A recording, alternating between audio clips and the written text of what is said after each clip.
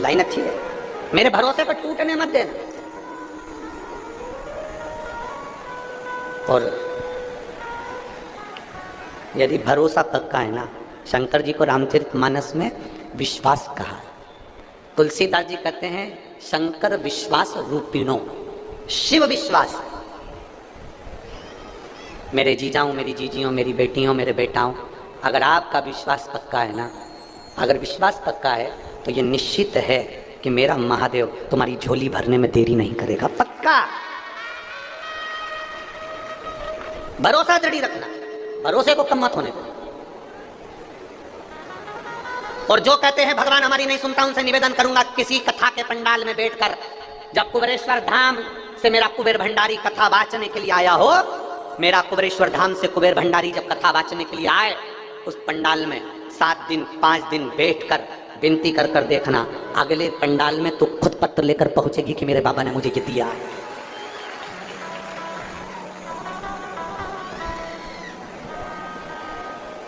उसे विनय करिए। अपने भीतर हम बहुत सारे वो जैसे कचरे की गाड़ी होती है, तो कचरे की गाड़ी में अगर कचरा भरा रहे तो कचरा सड़ता है, उससे गाड़ी भी जम के बोलो सड़ती है। अनाज की गाड़ी में अनाज भरा रहे तो अनाज सड़ जाता है, अनाज सड़ा तो नीचे से गाड़ी सड़ जाती है। आपने जो अपने अंदर भर कर रखा है वो हमारे शरीर को सड़ा रहा है। आपने कपट भर के रखा है तो वो कपट हमारे शरीर को सड़ा रहा है। हाँ, आपने गंदे विचार भर कर रखे हैं तो गंदे विचार हमको सड़ा रहा है। अहंकार भर के रखा है तो अहंकार हमको सड़ा रहा है। अपने भीतर जो हमने भरा, इसलिए कचरे की गाड़ी को खाली करना जरूरी है, अनाज की गाड़ी को खाली करना जरूरी है, बर्तन में पानी भरा है तो उसको खाली करना जरूरी है, वरना जंग लग जाएगी। प्लास्टिक की बाल्टी होगी तो बाल्टी चिकनी हो जाएगी, पानी भरा रहेगा तो उसमें कई जम जाएगी। इसलिए कपड़ा पानी में पड़ा रहेगा तो वो पानी में कपड़ा भी बेकार हो जाएगा। शास्त्र कहता है खाली करना जरूरी है। डब्बे में भरा है खाली करो, बाल्टी में भरा है खाली करो, कचरा भरा है खाली करो, अनाज भरा है खाली करो, कुएं में पानी भरा है कुएं को भी खाली करना जरूरी है। अगर कुआं खाली नहीं होगा तो पानी बदबू मारने लगेगा, कुएं को भी खाली करना जरूरी है। उसी तरह कुएं को खाली करना जरूरी है, तालाब को खाली करना जरूरी है, अनाज की गाड़ी को खाली करना जरूरी है, कचरे की गाड़ी को खाली करना जरूरी है।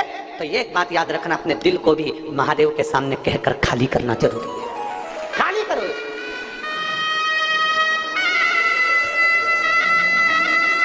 ज्यादा दबा दबा कर रखोगे ना, वो कहते हैं ना, ज्यादा दबा दबा के खाओगे तो दवा खाने जाओगे। अरे बोलो तो जम के एक बार फिर से बोलो, दबा दबा कर खाओगे दवा खाने जाओगे। इसलिए शास्त्र कहता है 2 हिस्सा खाओ, एक हिस्सा पानी के लिए रखो और एक हिस्सा थोड़ी सांस लेने के लिए रख ले दम। परंतु व्यक्ति सोचता है बिस्कुट आ रहा है आन दो, पानी आ रहा है आन दो, कोल्ड ड्रिंक आ रहा है आन दो, कुरकुरे आ रहे हैं आन दो, वेपर्स आ रहे हैं आन दो, सब ले लेके रख लिया और पूरी कथा में कथा तो कम सुनी और दिन भर बैठी बैठी बैठी बैठी बैठी बैठी बैठी। अब इतना खा लिया कि अब लोटा, अब इतना खाया तो फिर अब विचार कर रही कहां से निकलूं, कहां से जाऊं, सारी जनता भरी पड़ी है, कहां करूं। कथा में बैठो ना तो पानी भी उतनी मात्रा में पियो जितना शरीर को लगे, मालूम पड़े ज्यादा पी लो तो 25 बार किधर से जाऊं। जो दवा दवा कर खाता है वही दवा खाने जाता है। इसलिए भीतर अपने अहंकार को इतना मत भर लो, काम को इतना मत भर लो, लोभ तृष्णा आसक्ति को इतना मत भर लो। दबा के भरोगे ना तो फिर दवा खाने तो जाना ही। फिर अंदर इतना भर लिया, उसने मेरे को ये बोल दिया, रखते गए रखते गए रखते गए, उसने ऐसा कर दिया, रखते गए रखते गए रखते गए रखते गए। भीतर एक उत्तर प्रदेश में एक महादेव का मंदिर है, गंगा नदी के तट पर। हमीरपुरा उत्तर प्रदेश में पड़ता है, गंगा नदी के तट पर। हडिम्बेश्वर महादेव, आप सब उसका नाम बोलेंगे, हडिम्बेश्वर। हिडिम्बा जो थी वो भीम की धर्मपत्नी थी, उसी के नाम से ये मंदिर है, हडिम्बेश्वर महादेव। कौन सा मंदिर? जम के बोलो जरा सभी लोग, हडिम्बेश्वर महादेव। हमीरपुरा उत्तर प्रदेश, गंगा नदी के तट पर ये मंदिर है। कौन ने निर्माण किया, कौन ने बनाया? अगर हमारे शास्त्रों को उठाकर देखा जाए तो उसमें वर्णन आता है हडिम्बेश्वर महादेव जब पांडव वन में विचरण कर रहे थे और भीम पहरा दे रहे थे, हडिम्ब की बहन हिडिम्बा उसने देख लिया भीम को देखा, पेड़ पर चढ़ के बैठ गई हिडिम्बा, भीम को देख रही। सुबह सुबह भीम ने ब्रह्म मुहूर्त में सुबह के समय पर स्नान करा, एक शिवलिंग का, पार्थिव शिवलिंग का भीम ने निर्माण करा, पेड़ों की पत्ती तोड़कर भीम लाया और उस शिवलिंग पर समर्पित कर। हिडिम्बा देख रही, हिडिम्बा देख रही।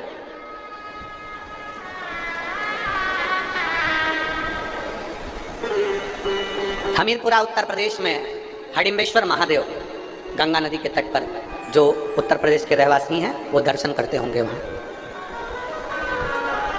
हिडिम्बा देख रही है, भीम ने ब्रह्म मुहूर्त में एक शिवलिंग का निर्माण करा, पार्थिव शिवलिंग का निर्माण करा, वृक्ष की पत्ती तोड़ कर लाया और भगवान शंकर को चढ़ा दिया, हाथ जोड़ के बैठ गए। हिडिम्बा राक्षसी, उसकी वृत्ति अच्छी नहीं थी, उसका विचार अच्छा नहीं था, वो तो भीम को खाने को आई थी, वो भीम को मारने के लिए आई थी, पांडवों के प्राण लेने के लिए आई थी, प्राण ग्रहण करने के लिए, प्राणों को नोचने के लिए आई थी, वो समाप्त करने के लिए आई थी। और वो हिडिम्बा बैठ गई पेड़ पर, वृक्ष पर, भीम को देखती रही। एक दिन निकल गया, भीम को देखती रही, 2 दिन निकल गया, भीम को देखती रही। हिडिम्बा से रहा नहीं गया, हिडिम्बा से रहा नहीं गया। तब हिडिम्बा एक सुंदर स्त्री का रूप रखकर एक मुनि के पास में पहुंच गई। हिडिम्बा एक सुंदर स्त्री का रूप रखकर, एक अभी तक राक्षसी विग्रह था उसका, अभी तक राक्षसी शरीर था उसका। जैसे श्रीमद् भागवत में कथा आती है पूतना की, राक्षसी थी पर भगवान को दूध पिलाने के लिए जब जाती है तो बड़ी सुंदर गोपी का रूप रखकर जाती है, बड़ी सुंदर बनकर जाती है पूतना, बड़ी सुंदर स्तनपान कराने के लिए जाती है। उसका नाम था पूतना, जो घर में पूत ना रहने दे, उसका नाम पूतना था। बड़ी सुंदर अति रमणीय बनकर पूतना चली जाती है भगवान कृष्ण के सम्मुख में। यशोदा जी ने पूछा तुम कौन हो? पूतना कहती है मैं ब्रज की गोपी हूं। क्यों आई हो? जब लाला का जन्म हुआ तो बधाई लेने नहीं आई थी, इसलिए आज बधाई लेने के लिए आई। अच्छा, हाँ, शंकर भगवान आए थे, यशोदा जी ने लाला को शिव जी की गोद में नहीं दिया था। पूतना सुंदर रूप रखकर आई तो लाला को गोदी में दे दिया। यशोदा जी ने कहा बहन तू इसको संभाल, मैं तेरे लिए बधाई लेकर आती। भगवान कृष्ण ने सुन लिया था कि इसने मुझे पूतना को बहन बोला है, तो मेरी मैया यशोदा की ये बहन है तो मेरी मासी है। अब भगवान कृष्ण को क्या मालूम था कि ये मासी नहीं, गले की फांसी है। उनको क्या मालूम। अब क्या करा भगवान कृष्ण ने, जब ये हिडिंबा का चरित्र चल रहा है उसमें अपन समझे जरा पूतना का चरित्र। पूतना ने क्या करा, भगवान कृष्ण को दूध पिलाना प्रारंभ करा, क्योंकि विष स्तनों में विष लगाकर लेकर आई थी, दूध पिलाना प्रारंभ करा। और भगवान भी बड़े चतुर, भगवान भी बड़े चतुर, और भगवान ने पूतना के दूध को पीना प्रारंभ करा। पूतना जब तक दूध दे रही थी, स्तनपान करा रही थी, तब तक भगवान ने पिया, और दूध के बाद में जब पूतना ने विष देना चालू करा तब भगवान ने पूतना के प्राणों को हर लिया। अब भागवत में एक संवाद बड़ा विचित्र आता है कि भगवान ने पूतना का स्तनपान क्यों किया। मैया यशोदा का स्तनपान करना था, फिर पूतना का क्यों करा? भगवान कृष्ण ने पूतना के दूध को क्यों पिया, स्तनपान क्यों करा? श्रीमद् भागवत में श्रीमद् वल्लभाचार्य जी सुबोधनी के अंदर वर्णन करते हैं कि यह पूतना सारे ब्रज के बच्चों को स्तनपान कराती कराती आ रही थी। ये पूतना सारे ब्रज के बच्चों को स्तनपान कराती कराती आ रही थी। बच्चों के प्राण स्तनपान करने से छूट रहे थे, मर रहे थे, तो जितने बच्चों के प्राण छूटते थे वो मुख से छूटते थे दूध पीते पीते, तो प्राण पूतना के स्तन में भर चुके थे। सारे ब्रजवासियों के बच्चों के प्राण पूतना के स्तन में भरे हुए थे। तब भगवान कृष्ण ने विचार करा इसके स्तन में सारे ब्रज के बच्चों के प्राण भरे हैं, दूध पीऊंगा तो इन सभी प्राणों को मैं निकाल कर अपने उदर में रख लूंगा, क्योंकि ये ब्रजवासी के प्राण हैं और ब्रजवासी मुझे प्राणों से प्रिय हैं। भगवान कृष्ण ने पूतना के दूध को पीना प्रारंभ करा और पीते पीते सारे प्राण निकालकर अपने पेट में रख लिए, उदर में रख लिए। अब उदर में वो प्राण रह गए, छोटे छोटे ब्रजवासी के बच्चों के प्राण भगवान के पेट में रह गए। समय आया भगवान धेनु चराने के लिए जाते, उससे पहले भगवान जब बाल्य अवस्था में थे तो भगवान ने मिट्टी को उठाकर खा लिया। बोलो कथा सुनी कि नहीं सुनी सबने? जम के तो बोलो जरा, सुनिए ना, भगवान ने क्या करा, अपने चरण की रज को उठाकर खाया। अपने पांव की मिट्टी को भगवान कृष्ण खा रहे, अपने चरण की रज को भगवान खा रहे। अब दुनिया के लोगों ने कुछ भी बोला हो कि चरण की रज क्यों खाई, माता को ब्रह्मांड का दर्शन कराना था, पृथ्वी का दर्शन कराना था, पूरे विश्व का दर्शन कराना था, पर भगवान कृष्ण से कोई पूछे कि तुमने ब्रज की रज अपने मुख में क्यों खाई, तब भगवान कृष्ण का वाक्य रहेगा, जिन ब्रजवासियों के प्राण पूतना ने हरे थे, उनके प्राण मैंने स्तन में से निकाल कर अपने पेट में रखे थे। ये बाहर के ब्रजवासियों का उद्धार तो मेरे चरण की रज से हो जाएगा, पर जो अंदर ब्रजवासी पड़े हुए हैं इनका उद्धार कैसे होगा। तब भगवान ने अपनी चरण की रज खुद खा ली और अंदर बैठे हुए जीवों का कल्याण कर दिया। अपने चरण की रज स्वयं खा, स्वयं अपने चरण।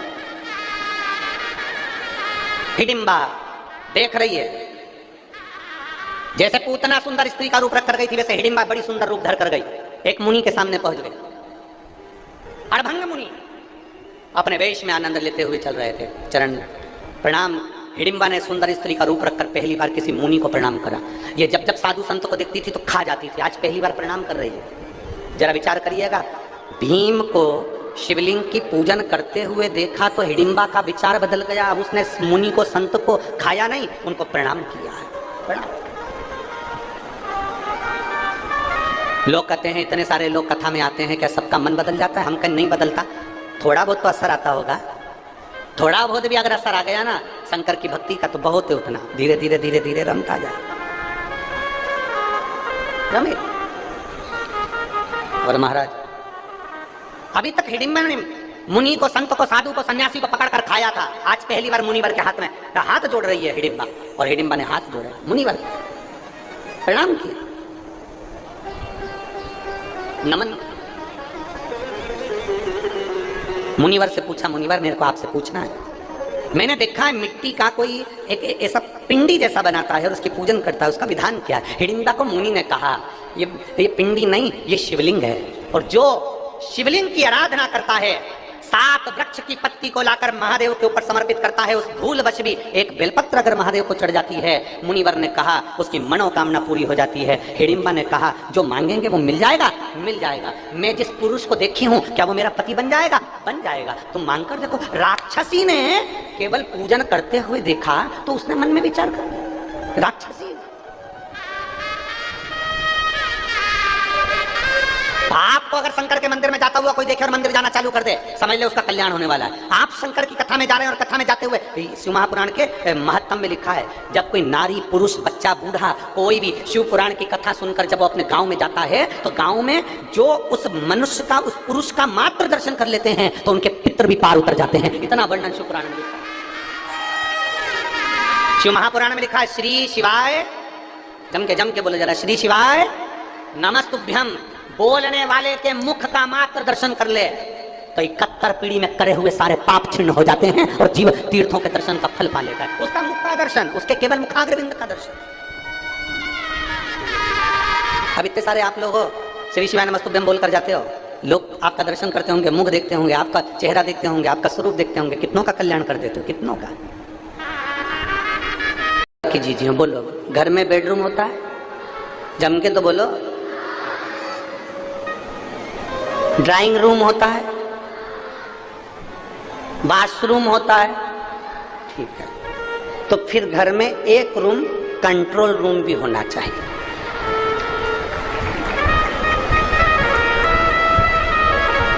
बेडरूम है ना? इधर वाली जी जरा बोलो तो, बेडरूम है ना? ठीक है। ड्राइंग रूम है ना? ओ जी हो, है ना? वॉशरूम है ना? तो फिर कंट्रोल रूम भी हो। जैसे गुस्सा आए उस रूम में जाकर बैठ जाओ, अपने आप को कंट्रोल करना प्रारंभ करिए।